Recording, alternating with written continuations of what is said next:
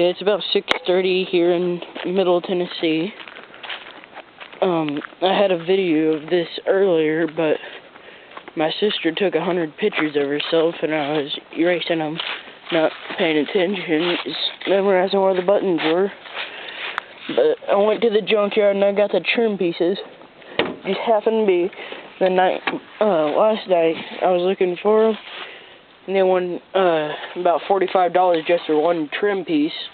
And I got all the trim off the truck. I got all of a 1972 Ford F-100 Ranger. Well, mine's a 1968, but they didn't change their body style until 62 or 72. Sorry, but we got all this trim in here, including door panels and the rear taillight panels, and we got all of this. They wanted $45 for one piece on eBay. We got all of this for $25, and I got more in the garage. And that includes this huge piece of stainless steel that we found. But here's another cool thing. My dad was shopping for stuff for his birthday. Went to Harbor Freight. This set of tools. It's a $39. This set cost $39. It's got the boxed in ratchets on the wrench. Well, I got it for $13 because it was just missing the 13mm.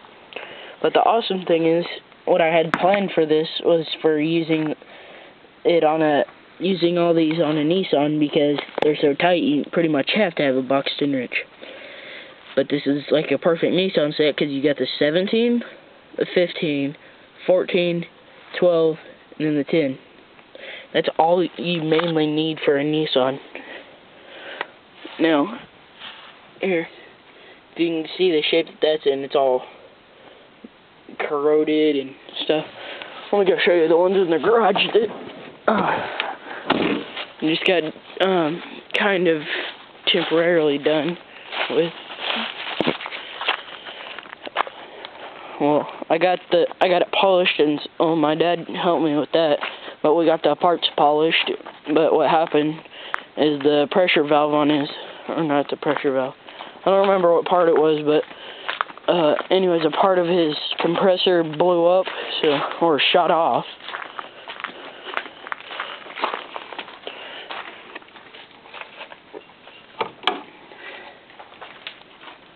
Okay, here we go. These are the parts getting ready for paint. Got masking tape. Ran out of masking tape on the upper side, so had to go over to Scotch tape. These are the drip rails. Holy crap, you should have seen these. These now new chrome drip rails. It was so corroded, the corrosion looked like this crate from an alleyway out of an airplane. But, yeah. And in case you guys are wondering what that is, it's a spare engine for my mom's 1970 GTO convertible with 455 in it, so it's pretty sweet. And I don't know if you saw in my other video, but those are the new heads that we bought for my dad's 1967 Ford Fairlane, because the valve seats were all 8 out of those for the exhaust, because it was supposed to have the lead additive, but he ran super unleaded and burnt the valve seats. But these new ones, they came off of a new Explorer. Well, at least that's what this guy told us, but apparently it didn't work for his car. And then this is a 6-horse Briggs & Stratton that I rebuilt, but it needs a new set of rings for it now.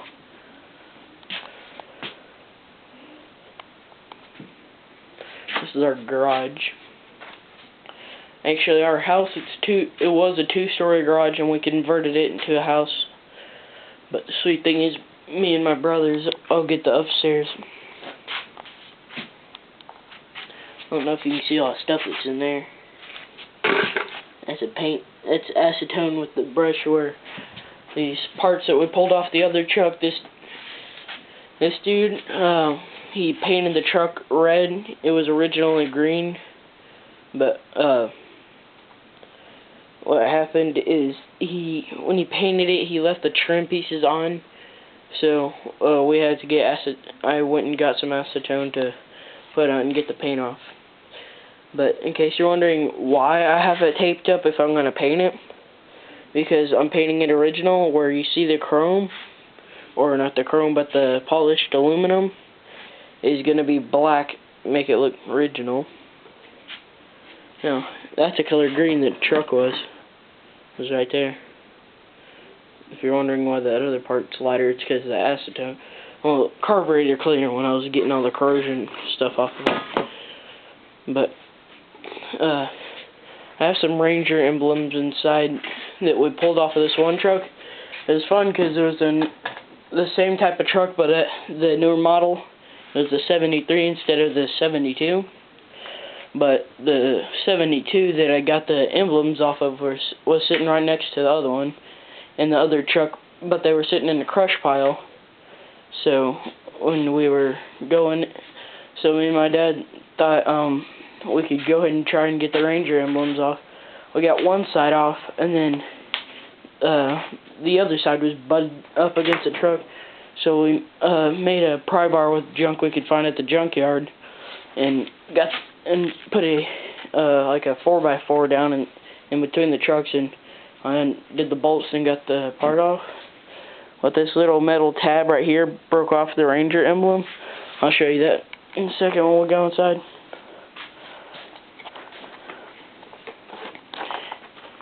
That's a part that broke off right there.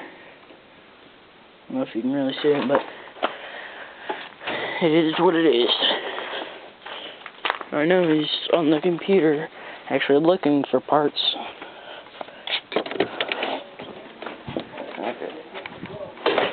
Here's the Ranger emblems right here, what I was saying.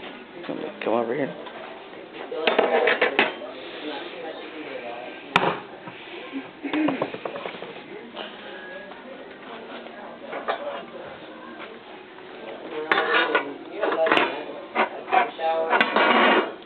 Okay, now where it says Ranger, it did have these, it did look like this, had this part that stuck way out there, but this one, it stuck out about to here, and this one, it actually came out to about here, but it was bent down, so I went to bend it back up and it broke off. So I filed it down and got it to look like the rest of it, like it was made that way. Now what I gotta do now is get red, white, and blue in those gaps under it, under the letter. Right there, there, and there. But it's in motion.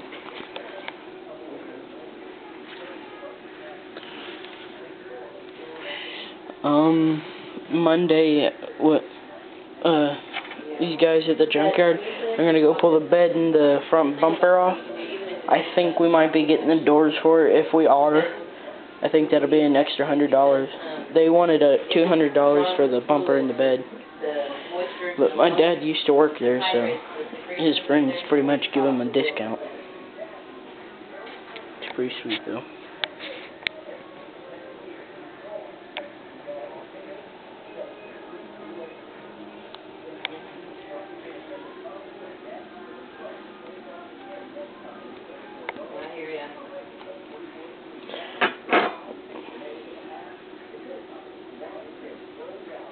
Back of that one's clean. That one's clean. Okay, well, guess that's gonna be the end of that video. Well, in case you guys are wondering what kind of camera I'm using, that's what I'm using. It's an awesome camera. It's got 12 megapixels, so. Well, that's the end of this video.